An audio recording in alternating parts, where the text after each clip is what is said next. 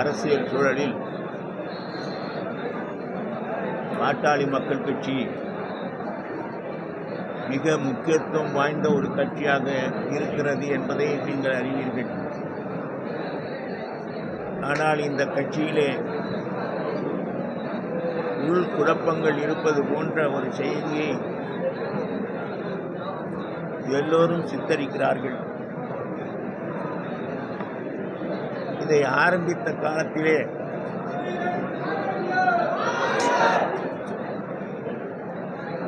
பிற்படுத்தப்பட்ட மக்களுக்கான போராடும் இயக்கமாக பாட்டாளி மக்கள் கட்சியை உருவாக்கினோம். இந்த நாட்டிலே 364 ஜாதிகளுக்கு மேல் இருந்தாலும் அதில் பிற்படுத்தப்பட்ட ஒரு நிலையிலே இருக்கக்கூடிய ஜாதியாக நம்முடைய வன்னிய ஜாதி இருப்பதனால் வன்னிய ஜாதி உட்பட அனைத்து ஜாதியினருக்கும் அவரவர்கள் தலையை எண்ணிக்கொண்டு அதற்கேற்ற விகிதாச்சார பிரதிநிதித்துவம் வேண்டும் என்று வலியுறுத்துவதற்காக இந்த பாட்டாளி மக்கள் கட்சி உருவாக்கப்பட்டது. ஆனால் அரசியல் சூழ்ச்சிகளின் காரணமாக ஒவ்வொரு கூட்டணி கட்சிக்காரனும் உங்களுக்கு இடஒதுக்கீடு வழங்குகிறோம் என்று சொல்லி கூட்டணி அமைத்து பின்பு நம்மை ஏமாற்றிவிட்டதன் காரணமாக நம்முடைய மக்களை ஒன்று திரட்ட வேண்டும் என்ற முயற்சியிலே பாட்டாளி மக்கள் கட்சி ஈடுபட்டிருக்கிறது. இதில் ஒரு குறிப்பிட்ட கட்சி ஜாதி மட்டுமல்ல, எல்லா ஜாதியினரையும் ஒருங்கிணைத்து அவரவர்கள் எண்ணிக்கைக்கேற்ற வகையிலே இடஒதுக்கீடு தர வேண்டும் என்பதுதான் நம்முடைய கொள்கை. இதற்காகத்தான் சாதிவாரி கணக்கெடுப்பு நடத்தப்பட வேண்டும் என்று நாங்கள் சொல்கிறோம். அந்த ஜாதிவாரி கணக்கெடுப்பு நடத்தப்பட வேண்டும் என்ற கோரிக்கையை பின்னுக்கு தள்ளிவிட்டு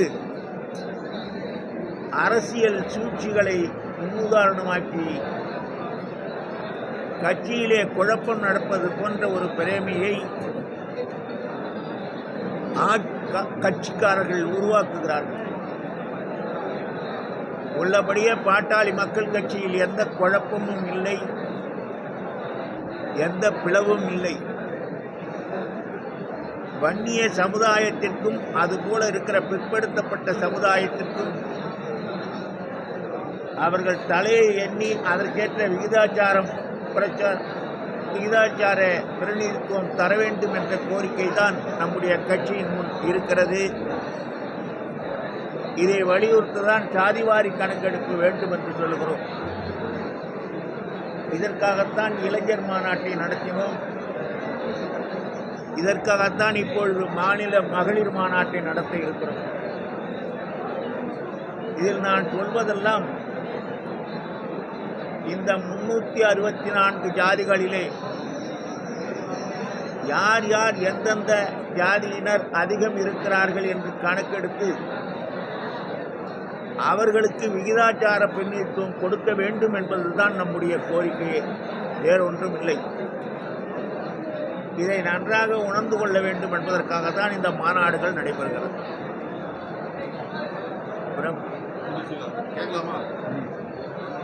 கட்சிக்குள்ள பிளவு இல்லைன்றீங்க. தலைவர் அதாவது அன்புமணியர் பல்வேறு இடங்களில் பொதுக்குழு வச்சுட்டு நீங்க ஏன் கலந்து போட்டீங்க? பொதுக்குழு கூட்டத்துக்கு உங்களுக்கு அழைப்பு இல்லையா? நீங்க ஏன் பங்கேற்கல? யார் பங்கேற்கிறேன்? அன்புமணியா எல்லா இடத்துலையும் பொதுக்குழு வச்சு கூட்டம் போடுறாங்க இல்லைங்களா? இப்போ இந்த கூட்டத்துக்கு வந்திருக்கீங்க, அதே மாதிரி அந்த கூட்டத்துக்கு ஏன் போகணும்னு கேட்குறேன். அப்படியெல்லாம் ஒன்றும் கிடையாது. இந்த பாட்டாளி மக்கள் கட்சிக்கு தலைவர் டாக்டர் ஐயா, அவர் எந்தெந்த கூட்டத்துக்கு யாரை போக சொல்கிறாங்களோ அங்கெல்லாம் போகும். இன்னைக்கு இங்கே வர சொல்லியிருக்கிறார். சிபு கோபிநாத்தை மாவட்ட செயலாளராக போட்டதுனால அவரை அறிமுகப்படுத்தி அவர் தான் பொருத்தமான செயலாளர் இங்கே அப்படின்னு சொல்லும்படியாக சொல்ல வச்சிருக்கிறாரு. அதுக்காக நான் வந்துட்டேன். வேற எங்கே போக சொன்னாலும் போவேன். பாமக கௌரவ தலைவர் ஒரு கூட்டத்தில் கலந்துக்கல, உடம்பு சரியில்லை அப்படின்னு ஒரு சூழல் ஹாஸ்பிட்டல் மருத்துவமனை அனுமதிப்பட்டிருக்காரு. இந்த மாதிரி இருக்கிற சூழ்நிலையில கட்சித் தலைவர் அன்புராம ராமதாஸ் அவங்க வந்து அவருக்காக கூட்டு பிரார்த்தனை பண்ணுவோம். ஒரு மாதிரி அவங்களை கஷ்டப்படுத்துற விதத்துல கூட்டு பிரார்த்தனை எல்லாருமே பாமக பண்ணி அவர் அடுத்த கூட்டத்தில் வந்து பங்கேற்ப வைப்போம் அப்படின்ற மாதிரி கருத்துலாம் சொல்ற இது வந்து கட்சிக்குள்ள அவருக்கு உள்ளபடியே உடம்பு சரியில்லை தான் அவர் ஆஸ்பத்திரியில் இன்னமும் படுத்திருக்கிறாரு. ஆனா கட்சியில வந்து அதை வந்து வேண்டுமே பண்ற மாதிரி அப்படின்னு அது மாதிரி சில பேர் சொல்கிறாங்க, அவங்க மனசுக்கு ஏற்ற வகையில் சொல்கிறாங்கன்னா அதுக்கு நான் என்ன பண்ண முடியும்? இங்கே ஒன்றும் பிரச்சனை இல்லை. அவர் உடம்பு சரியில்லாத படுத்திருக்கிறார். டாக்டர் ஐயா கூட அவரை பார்த்து வந்தார். அவருக்கு ஏற்கனவே உடம்பு சரியில்லை, உங்களுக்கு தெரியும். பலவேறுபட்ட அறுவை சிகிச்சைகளை முடித்து அவர் நடமாடிக்கிட்டு இருக்கார் தைரியமாக. இப்போ அவருக்கு உடம்புல சரியில்லை, அதான் போய் பண்ணிட்டார். இப்போ கட்சியில பல்வேறு பிரச்சனை இல்லைன்றீங்க, ஆனா திமுக தான் காரணம் சொல்லி அவர் சொல்றாரு. அந்த கருத்துல உங்களுக்கு என்ன மாதிரி உடன்பாடு இருக்கு? பாட்டாளி மக்கள் கட்சி உள்ளார குழப்பத்தை உண்டு பண்ணுவதற்கு திமுகவால் முடியாது. திமுகவுக்கு அந்த சக்தி கிடையாது. ஆனால் இங்கே அங்கங்கே இருக்கிற மாவட்ட நிர்வாகிகள் மத்தியிலே எழுத சிறு சிறு பிரச்சனைகளை எல்லாம் பெரிய பிரச்சனைகளாக பூதாகாரப்படுத்தி காட்டுறாங்க. அதுதான். இப்போ ராமதாஸ் அவர்கள் வந்து ஒரு மாவட்ட செயலர் புதுசாக நியமிக்கிறாரு. அன்புமணி அவர்கள் வந்து அவங்க ஒரு தனியாக ஒரு மாவட்ட செயலர் வச்சிருக்காங்க. கட்சி ஒன்றிணையும் போது அது என்ன மாதிரி பிரச்சனைகளாக முடியும், இல்லை இப்போ அது மாதிரி என்ன மாதிரி சிக்கல்களை கொண்டு இப்போ வரும்? நீங்கள் இங்கேயே பார்க்குறீங்க, டாக்டர் ஐயா நியமித்த மாவட்ட செயலாளர் இங்கே இருக்கிறாரு. இவர் பின்னாடி எல்லா இளைஞர்களும் இருக்கிறாங்க. இதை இல்லைன்னு சொன்னால் எப்படி ஒத்துக்கிறது? இது எப்படி இல்லைன்னு சொல்ல முடியும்? அது சமாதானமாக நிகழும் போது அது எப்படி உங்களுக்கு இன்னும் சமாதானத்துக்கு என்ன சண்டையாக நடக்குது? சமாதானம் பண்ணு, சண்டையே கிடையாது. புரிதல் இல்லாமல் பிறர் பிறப்புகிறார்கள். புரிந்து கொண்டு நடந்தால் பிரச்சனை கிடையாது. கடலூர் வந்த அன்புமணி வந்து தமிழக வாழ்வுரிமை கட்சிக்கு ஐயாவை பார்க்க வந்தாங்க. அது வந்து ஒரு சதிவலை பின்னப்பட்ட கூட்டத்தோட ஐயா இருக்காருன்னு குற்றச்சாட்டு வச்சிருக்காரு. தமிழக வாழ்வுரிமை கட்சி மட்டுமில்லை, ஆர்எஸ்எஸ் கட்சியை சேர்ந்த ஆர்எஸ்எஸ்ஐ சேர்ந்த குருமூர்த்தியும் பார்த்தாரு. அதிமுகவை சேர்ந்த முன்னாள் மேயரும் பார்த்தாரு. அப்படியே அவரும் பார்த்தாரு. இங்கே நாங்கள் வந்து இன்னாரை பார்க்க வேண்டாம்லாம் சொல்ல முடியாது. வந்தார்கள், பார்த்தார்கள், போனார்கள், அவ்வளவுதான். அதுக்கு ஒன்றும் முக்கியத்துவம் கிடையாது.